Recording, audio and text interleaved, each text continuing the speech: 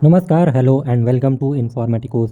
तो दोस्तों, G20 के पहले दिन क्या रही भारत की सबसे बड़ी उपलब्धियां, आज इसी टॉपिक पर चर्चा कर लेते हैं। तो सबसे पहली जो भारत की सफलता है वो ये है कि दिल्ली घोषणा पत्र के 100% बिंदुओं पर सभी देशों की पूर्ण सहमति प्राप्त हो गई है। इससे पहले डाउट था कि चीन इस पर साइन नहीं करेगा, और उसके बाद आपको याद होगा कि रूस ने भी धमकी दी थी कि G20 का जो कंसेंसस होगा उस पर रूस साइन नहीं करेगा। तो इसी दिल्ली घोषणा पत्र को भारत की बड़ी कामयाबी बताया जा रहा है। इसको लेकर के एक्सपर्ट्स ने भी बड़ी वजह बताई है। दरअसल planet, people, peace and prosperity, इन्हीं 4 मुद्दों ने G20 के दिल्ली घोषणा पत्र में पूरी दुनिया के नेतृत्व को जिन बातों पर सहमत किया, उनमें बड़े मुद्दे थे कि अब विश्व को सशक्त, सतत, संतुलित और समावेशी विकास की ओर बढ़ाना है। इसके लिए सतत यानी कंसिस्टेंट विकास लक्ष्य की प्राप्ति की ओर तेजी से प्रगति की ज़रूरत है। भारत ने कंसिस्टेंट डेवलपमेंट के लिए हरित विकास यानी कि ग्रीन डेवलपमेंट समझौते पर दुनिया को सहमत कर लिया है। वहीं एक पूर्व राजदूत जिनका नाम राजीव डोगरा है, उन्होंने कहा है कि भारत की डिप्लोमेसी और प्रधानमंत्री की तारीफ होनी चाहिए। अच्छा, इसमें एक और इम्पॉर्टेंट चीज़ जो मुझे देखने के लिए मिली है कि भारत की पहल पर अफ्रीकन यूनियन को भी G20 का सदस्य बना लिया गया। देखिए, अफ्रीका का अकेला कोई भी ऐसा देश नहीं है जो कि G20 के ज़्यादातर देश की इकोनॉमी का बराबरी भी कर सके। ऐसे में अगर G20 में अफ्रीकन यूनियन को शामिल किया गया है तो आप समझिए, और वो भी भारत की पहल पर, तो आप समझिए कि भारत का कितना ज़्यादा जो एक इन्फ्लुएंस है वो अफ्रीकी देशों पर बढ़ेगा। इसी के साथ जो G20 संगठन है अब दुनिया का सबसे बड़ा संगठन बन गया है, एटलीस्ट इकोनॉमिक पर्सपेक्टिव से।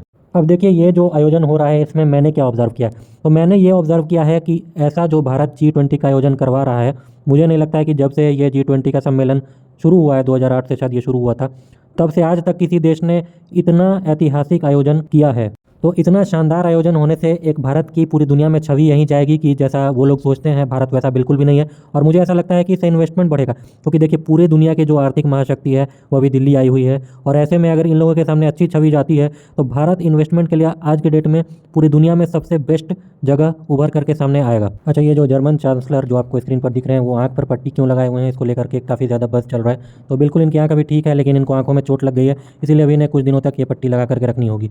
बहरहाल वापस आते हैं मुद्दे पर। तो देखिए, चीन इतना ज़्यादा डेवलप हुआ है सिर्फ और सिर्फ इन्वेस्टमेंट से ही, और वही इन्वेस्टमेंट अब हमें चाहिए। लेकिन आज के डेट में देखा जा रहा है कि चीन अब कैपिटलिस्ट इकोनॉमी से वापस से कम्युनिस्ट या सोशलिस्ट इकोनॉमी पर शिफ्ट कर रहा है। इसका कारण ये है कि शी जिनपिंग एक डिक्टेटर व्यक्ति हैं, और डिक्टेटर्स को कभी भी कैपिटलिस्ट इकोनॉमी यानी कि कैपिटलिज्म बिल्कुल भी पसंद नहीं आता है, क्योंकि ऐसी इकोनॉमीज़ में जैसे कि अमेरिका की इकोनॉमी है, पावर की शेयरिंग हो जाती है पैसे वाले लोगों के साथ, और जो सोशलिस्ट और कम्युनिस्ट इकोनॉमीज़ होती हैं उनमें पावर सिर्फ एक व्यक्ति के हाथ में होता है, और वहीं पूरे देश की इकोनॉमी को कंट्रोल करता है।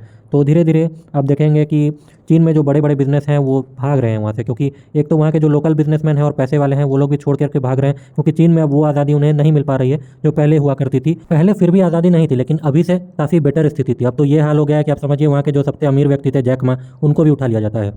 तो ओवरऑल आपको बता दूं कि दुनिया के सारे इन्वेस्टर्स चीन और हांगकांग जैसी जगह छोड़ करके भाग रहे हैं, क्योंकि ना इधर वहाँ की इकोनॉमी परफॉर्म कर रही है, जैसा कि न्यूज़ में भी आ रहा है कि चीन का जो युआन है वो गिरता चला जा रहा है। वहाँ की इकोनॉमी आप जान ही रहे हैं कि किस क्राइसिस में जा रही है, वहाँ के बैंक डिफॉल्ट कर रहे हैं। और हाँ, हांगकांग का भी जो स्टॉक मार्केट है वो बिल्कुल अंडर परफॉर्म किया है पूरे वैश्विक स्टॉक मार्केट की अपेक्षा। तो सारे जो इन्वेस्टर हैं वो अपना पैसा निकालेंगे, और उन्हें कोई अच्छा डेस्टिनेशन चाहिए जहाँ पर उन्हें रिटर्न मिल सके। तो अभी रिपोर्ट आई थी कि भारत का जो स्टॉक मार्केट है उसने पूरी दुनिया के सभी स्टॉक मार्केट को आउट परफॉर्म कर दिया है। भारत की जो GDP है वो पूरी दुनिया की वैश्विक किसी भी इकोनॉमी से आप तुलना कर लीजिए, पूरी की पूरी दुनिया में भारत ने सभी इकोनॉमीज़ को आउट परफॉर्म किया है।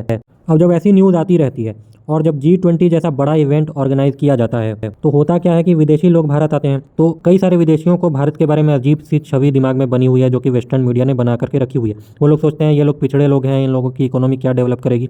लेकिन जब इस तरह का इवेंट ऑर्गेनाइज किया जाता है तो आने से भारत की छवि बदलती है। जब वो लोग आकर के खुद देखते हैं, नहीं भाई जैसा मैंने सोचा था वैसा बिल्कुल भी नहीं है। तो भारत में ऐसे बढ़ेगा इन्वेस्टमेंट, और इन्वेस्टमेंट अगर आएगा तो आप जानते हैं कि हमारा फॉरेक्स रिजर्व और ज़्यादा बढ़ेगा। इसके अलावा हमारे यहाँ जॉब्स प्रोड्यूस होंगे, जो हमें बाहर जा करके विदेशों में जॉब करना पड़ता है, वहाँ से रीइंबर्समेंट तो आता है, लेकिन भारत में भी काफ़ी अच्छी अच्छी जॉब्स प्रोड्यूस होंगी। तो भारतीय इतिहास का ये स्वर्णिम काल है, आप लिख करके रख लीजिए। अगले 20-30 साल में भारतीय इकोनॉमी चीन की इकोनॉमी को सरपास कर जाएगी। हालांकि कुछ एक्सपर्ट्स का मानना है कि इतनी जल्दी नहीं होगा, ये 2060-70 तक होगा, लेकिन मुझे ऐसा लगता है कि चीन की इकोनॉमी श्रिंक करेगी, क्योंकि जो एक्सपर्ट्स थे वो लोग ये मान रहे थे कि चीन की इकोनॉमी श्रिंक नहीं करेगी, वो भी बढ़ती रहेगी। लेकिन आप देख ही रहे हैं न्यूज़ में कि चीन में क्या हो रहा है। और अगर शी जिनपिंग वहाँ के राष्ट्रपति बने रहे तब तो बिल्कुल मान लीजिए कि भारत चीन को बहुत ही जल्दी अगले 2-3 दशक में ज़रूर बाईपास कर जाएगा। खैर आप अपनी राय बताइए कि आप क्या इस तरह के इवेंट से संतुष्ट हैं, आपने क्या देखा और आपने क्या नोटिस किया G20 सम्मेलन में, कमेंट में मुझे बताइएगा। साथ ही साथ अगर आपने वीडियो को यहाँ तक देख ही लिया है तो थोड़ी सी मेहनत मेरे रिक्वेस्ट पे कर दीजिए, उस सब्सक्राइब बटन को दबा ही दीजिए। मिलते हैं अगली वीडियो में, तब तक के लिए जय हिंद। मैं इस G20 सम्मेलन पर नज़र बनाया हुआ हूँ, अपडेट्स के लिए सब्सक्राइब करना बिल्कुल भी मत भूलिएगा।